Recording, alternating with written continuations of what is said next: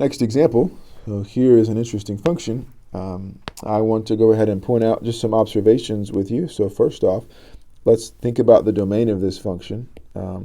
It's everything except 0, so you can't plug in 0. I'm not going to write that down, but I'm thinking about that. Something bad happens at 0. I like to start by thinking about the end behavior, what happens at plus or minus infinity. And so when you let x shoot off to positive infinity, or actually minus infinity, this goes to 0, this goes to 0, and you're left with 1. So these are both, it doesn't matter whether it's plus or minus infinity. Both of those go to 1. So 1 is a horizontal asymptote.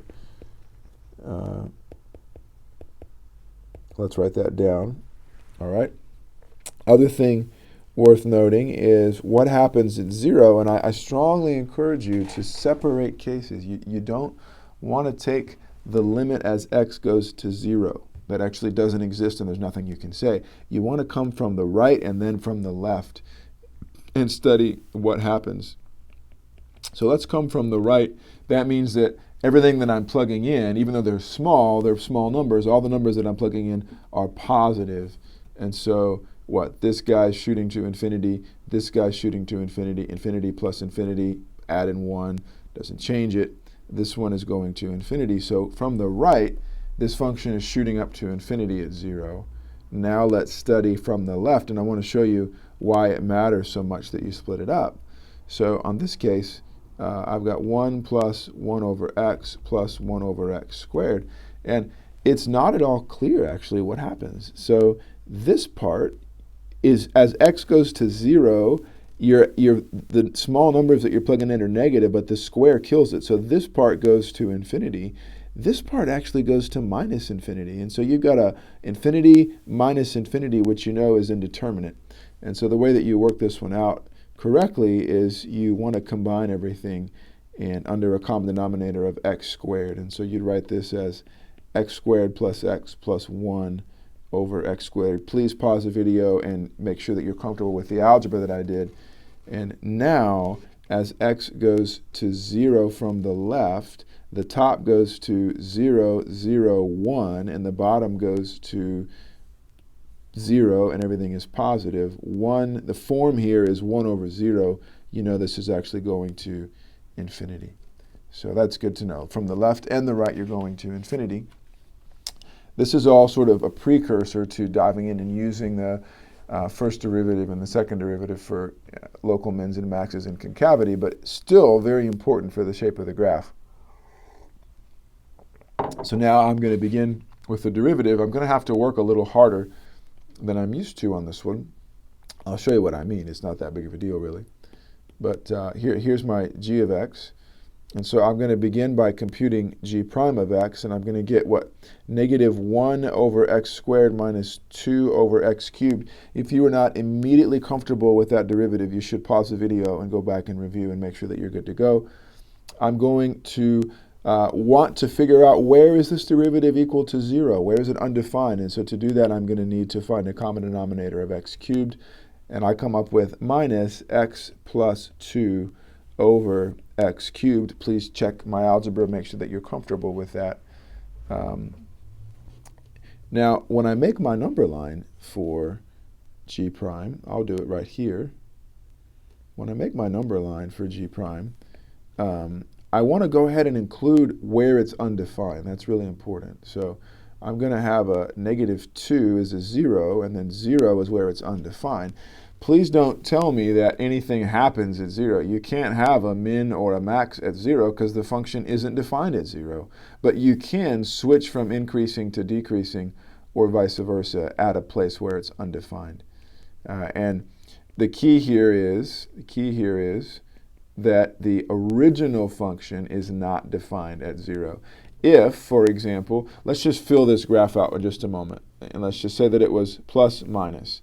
So this is telling you normally that there would be a local max there. Okay. So if g prime wasn't defined at 0, but g was defined at 0, you'd have a local max, but it would have a cusp on it. It would just mean that there's a cusp there. Does that make sense?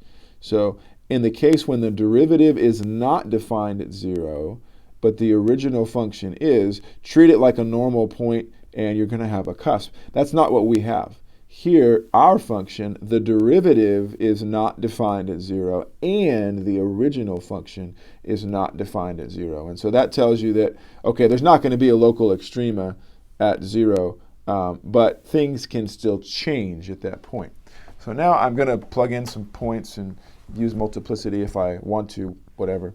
I'm going to plug in 10, and actually I'm just going to fill this out. This is for, let's switch to blue again, sorry. This is for G prime. And I'm going to get minus, positive, minus. And so I know that for this problem, this point, x equals -2, I've got a local min. Nothing is happening here because the original function is undefined there. And so we can say some things, right? We can actually conclude that, well, g, first off, g of -2, what is that? It's 3/4. And this guy is a local min. I'm not going to write down that I'm decreasing here and increasing from -2 to 0, but I'll refer to this when I want to graph it. So at this point, I'm ready to compute g double prime of x, and when I do that, I get 2 over x cubed plus 6 over x to the 4th. I'm just pulling these powers and rewriting this upstairs as -1 x to the -2, doing the power rule and then putting it back downstairs. That's how I'm able to compute those. Please make sure you're comfortable with that. I want to solve where the second derivative is 0, so I'm going to combine and I get 2x plus 6 over x to the 4th. I need a number line for the second derivative, so let's write that down. Same thing as before, you want to go ahead and include 0 even though it's not, the function isn't defined there, because the concavity could change at 0. And then, of course, -3 coming from this factor right here. You can fill in the number line. You actually get plus, plus, minus. So interesting. Concavity is positive, concave up on both sides of, this is g double prime. The function g is concave up on both sides of 0. So at this point, you know concavity, you know there's an inflection point here.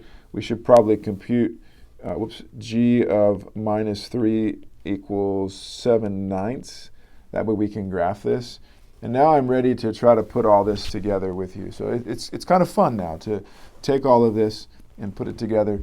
I like to go ahead and put some little flags out there. So I know when I go to 0 from the right, I've got to go to plus infinity. From the left, I'm going to go to plus infinity. As x goes to infinity, I'm going to 1. As x goes to minus infinity, I'm going to 1. So those are really helpful for me to know the basic shape of the graph. I actually won't try and draw to those green dots. Those green arrows, I'm going to erase those. But they're just like little flag guys at the airport telling me where to go, basically. So the first thing that I'm going to actually plot is g of -2 is 3/4. So let's go over here to -2. We're going to go up to 3/4. I'm going to come down a little bit more than you probably normally would just to try and make this visible, because it's going to get a little small here. Now, once I've done that, there's really not much else to graph here other than to put the whole thing together. I'm going to go ahead and mark that that's a local min. And let's see if we can graph the right-hand side of this function. So let's realize two things. From 0 onward, you are decreasing, right? From 0 onward, the function is decreasing. And from 0 onward, you're concave down.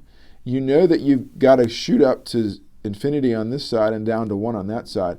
There's really only one way to draw this graph. The only thing you might do is plot like one point, just to stabilize your graph and try to get it roughly where it goes. I'm just going to plot g of 2, and I'm going to come up with 7/4, which is roughly 1 3/4. So let's plot that point. Here's roughly 1 3/4.